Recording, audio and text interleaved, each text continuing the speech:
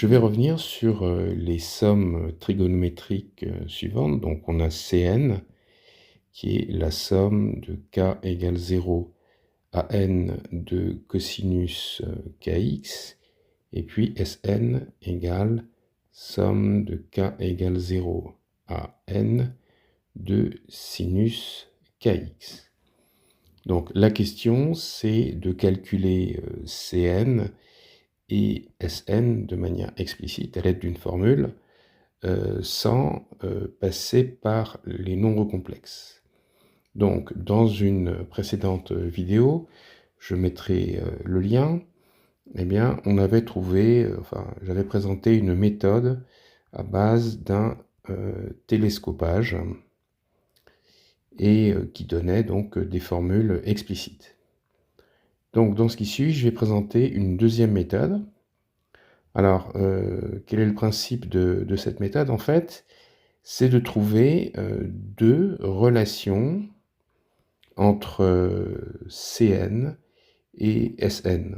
Donc, une première relation qui va donner en quelque sorte une équation, et puis une deuxième relation qui va donner une deuxième équation. On aura un système de deux équations avec deux inconnus qui sont donc Cn et Sn. Alors, la question qu'on pourrait se poser, c'est de savoir si on pourrait trouver une relation qui nous donnerait Cn si on connaissait Sn ou le contraire. Alors, oui, une telle relation existe et c'est ce qu'on va voir maintenant. Alors, je vais partir de Cn et en fait, je vais je vais parcourir l'indice k à l'envers. Et ça revient à faire le changement d'indice j égale n-k. Donc j, c'est le nouvel indice. Et ça va donc faire somme de, alors si k égale 0, ça va faire j égale n. Et puis si k égale n, ça va faire j égale 0. Donc au total, je vais écrire somme de j égale 0 à n. Et puis donc k, il est égal à n moins j. Donc je vais remplacer. Ça nous fait donc n moins j x. Et ça, en fait, je vais le transformer par une formule d'addition. Donc ça me donne cosinus nx que multiplie cosinus jx plus sinus nx multiplié par sinus jx. Et ensuite, par linéarité de la sommation, eh bien, je vais pouvoir factoriser par cosinus nx, qui va multiplier donc la somme des cosinus jx pour j allant de 0 jusqu'à n. Donc ça, c'est Cn, plus de même sinus nx, qui est ici, que multiplie la somme des sinus jx, donc des Sn. Maintenant, quand je regarde la ligne qui est au-dessus, là, entre le début et la fin, je vois que je peux regrouper Cn. Donc, j'obtiens 1 moins cosinus nx que multiplie Cn, qui est donc égal à sinus nx que multiplie Sn. Donc, je vois que si j'ai l'un, eh bien, j'ai facilement l'autre. Maintenant, pour trouver une autre relation, je vais partir par exemple de Sn. Alors Sn, c'est la somme des sinus kx pour k allant de 0 à n. Donc en fait, je peux commencer à k égale 1 jusqu'à n. Et l'idée, c'est tout simplement que je vais dire que kx, eh bien, c'est k moins 1 x plus x. Et puis d'appliquer la formule d'addition. Donc ça me donne somme de k égale 1 à n de sinus de k-1 x plus x. Alors ça, je vais l'écrire en dessous par formule d'addition. Ça fait donc sinus k-1 x que multiplie cosinus x plus cosinus k-1 x que multiplie sinus x. Maintenant, je vais passer à la sommation de la formule que je viens de développer, là, de la formule d'addition. Donc, par linéarité, le cosinus ici, eh bien, je vais pouvoir le factoriser. Et puis, je vais avoir une somme de sinus k-1x. Donc, ça va commencer en fait à sinus 0x jusqu'à sinus n-1x. Donc, je reconnais en fait Sn moins son dernier terme, c'est-à-dire sinus nx. Et puis, je suis ici maintenant. Donc, là, le sinus x par linéarité, il va multiplier la somme. Et puis, pareil, je vais avoir la somme des cosinus k-1x. Et donc, de la même façon, ça va me donner Cn moins cosinus nx. Maintenant, je vais regrouper d'un même côté tout ce qui est Cn ou Sn. Donc, ça me donne sinus x Cn que je vois ici. Puis, il est Sn, donc il y en a un là et un là. Donc, ça va me faire plus cosinus x moins 1 Sn. Et puis, de l'autre côté, je vais mettre donc ce qui correspond à ça, là, cosinus x sinus nx. Et puis, de même, ce qui correspond à ça, hein, qui est multiplié par sinus x. Donc, ça va faire plus sinus x que multiplie cosinus nx. À droite, je reconnais une formule d'addition. Hein, je reconnais tout simplement sinus de x plus nx, donc ça fait n plus 1 x. Donc finalement, je viens de trouver une deuxième relation. Alors je vais réécrire la première qu'on voit tout en haut là. Donc ça fait 1 moins cosinus nx cn, donc je vais tout mettre à gauche, moins sinus nx que multiplie Sn qui vaut 0. Et puis de même, j'obtiens sinus x Cn plus cosinus x moins 1 Sn. Donc là, je suis en train de lire la dernière égalité obtenue. Et donc, le membre de droite, c'est sinus n plus 1 x. Et je vois donc que j'ai un système linéaire de deux équations à deux inconnues que sont Cn et Sn. Donc maintenant, il s'agit de résoudre ce système linéaire. Et je me suis rendu compte que le plus simple, c'était d'utiliser les formules de Cramer. Donc je vais écrire le déterminant D du système. Donc première colonne, je lis 1 moins cosinus nx et puis sinus x, hein, donc je le lis ici. Et puis deuxième colonne, moins sinus nx et cosinus x moins 1. Donc je calcule le déterminant, ça me donne 1 moins cosinus nx que multiplie cosinus x moins 1, moins donc plus sinus x que multiplie sinus nx. Maintenant, je vais chercher à factoriser d. Donc quand on voit les facteurs dans les termes, on voit qu'on va avoir besoin des formules suivantes. Donc 1 moins cosinus t, c'est 2 sinus carré t sur 2. Ça résulte de la formule qui donne cosinus 2a. Et puis de même, je vais avoir besoin de la formule qui dit que sinus t, c'est 2 sinus t sur 2 cosinus t sur 2. Donc dans ces conditions, je vais pouvoir transformer d. Donc là, je lis 2 sinus carré nx sur 2. Là, c'est plutôt moins 1 moins cosinus x. Donc ça nous fait 2 sinus carré x sur 2. Et je vais mettre le moins devant. Et puis là, ça me fait tout simplement 2 sinus x sur 2 cosinus x sur 2, et puis là c'est pareil, 2 sinus nx sur 2 multiplié par cosinus nx sur 2. Donc là, je vois que je peux factoriser. Donc je peux factoriser par 2 fois 2, 4. Et puis je vois que j'ai du sinus x sur 2 ici et là. Donc je le mets en facteur. Et j'ai également du sinus nx sur 2. Voilà.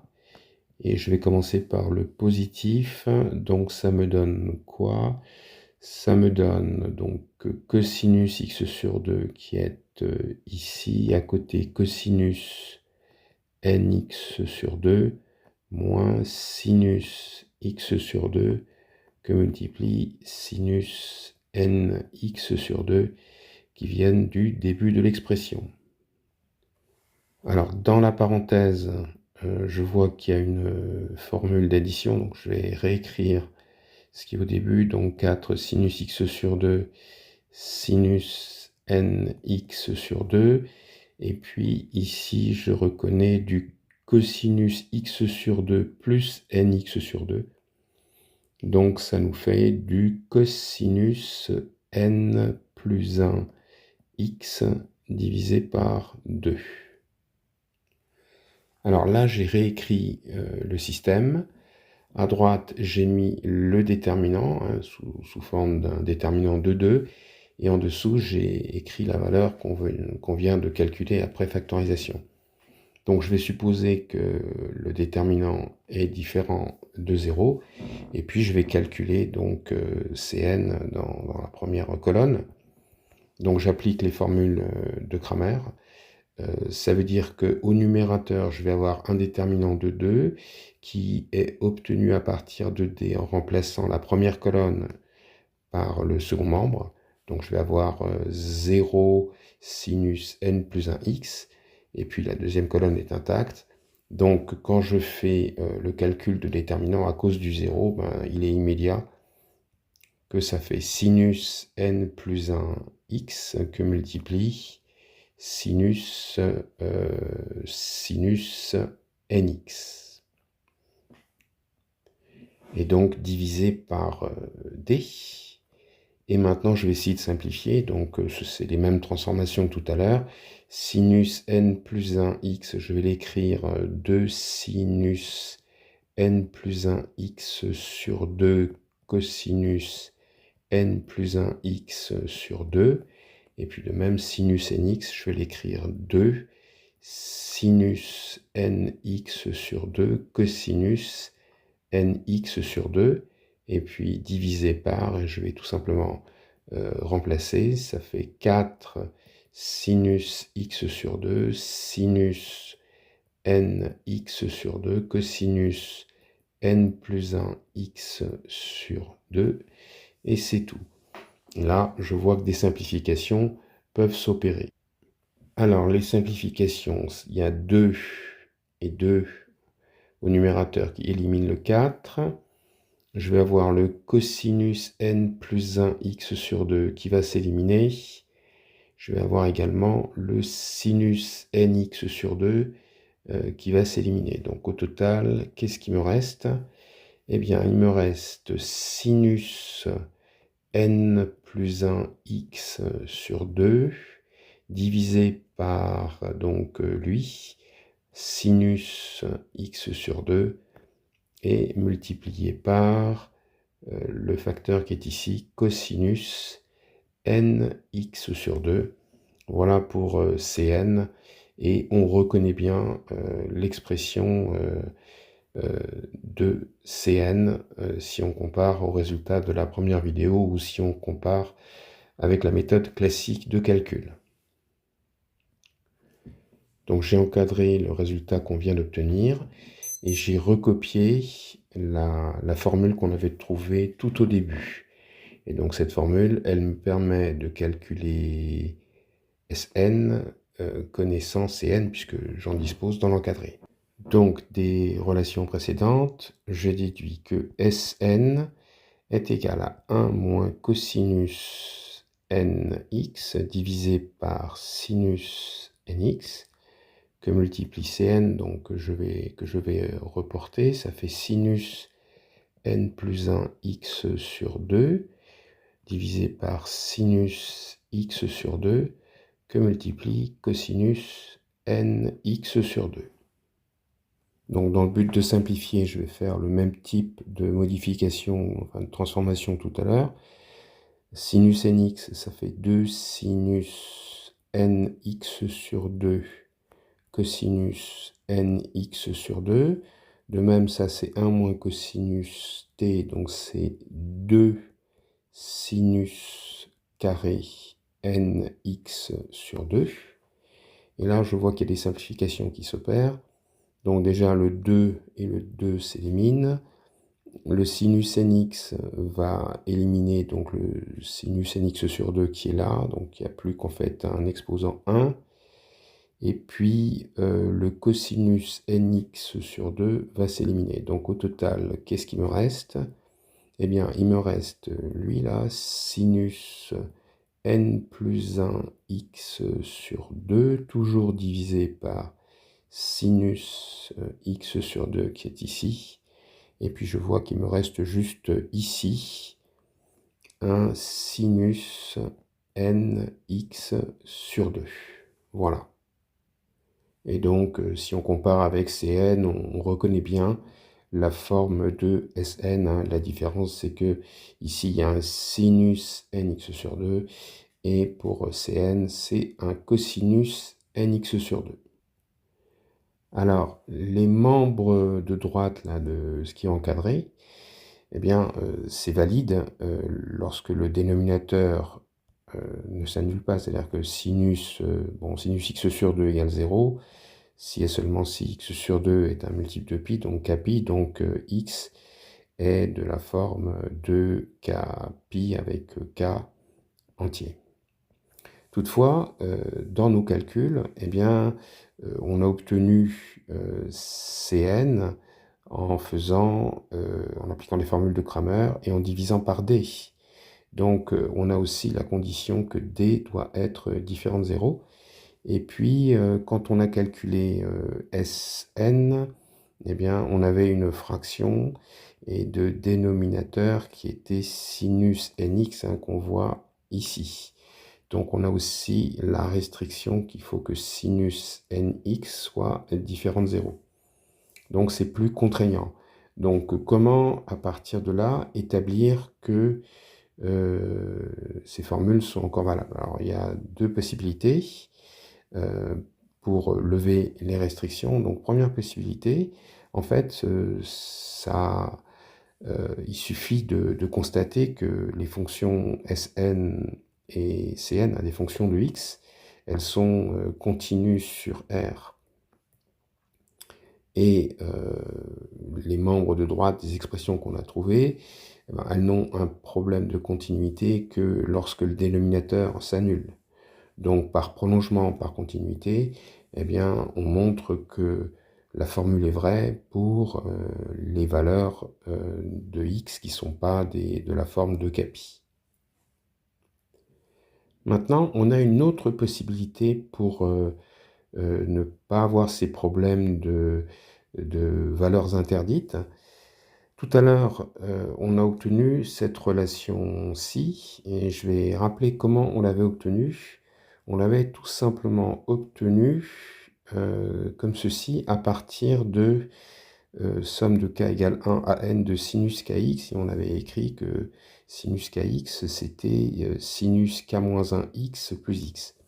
Eh bien, si on fait la même chose avec non pas sinus, mais cosinus kx, eh bien, on obtient une autre relation que je vais écrire. Cette relation, elle dit la chose suivante: 1 moins cosinus x cn plus sinus x Sn est égal à 1 moins cosinus n plus 1 x. Donc on a obtenu une deuxième relation, et on voit qu'il n'y a pas les mêmes problèmes, parce que le déterminant, donc on obtient un système de 2, d'inconnus Cn et Sn, et on voit que le déterminant, eh bien, il ne fait intervenir que des cosinus x et des sinus x. Et si on résout ce système par les formules de Cramer, ce qui est un petit peu plus laborieux que le système précédent, eh bien, on va retrouver les mêmes formules, mais sans les restrictions. Voilà, je vous remercie de votre attention.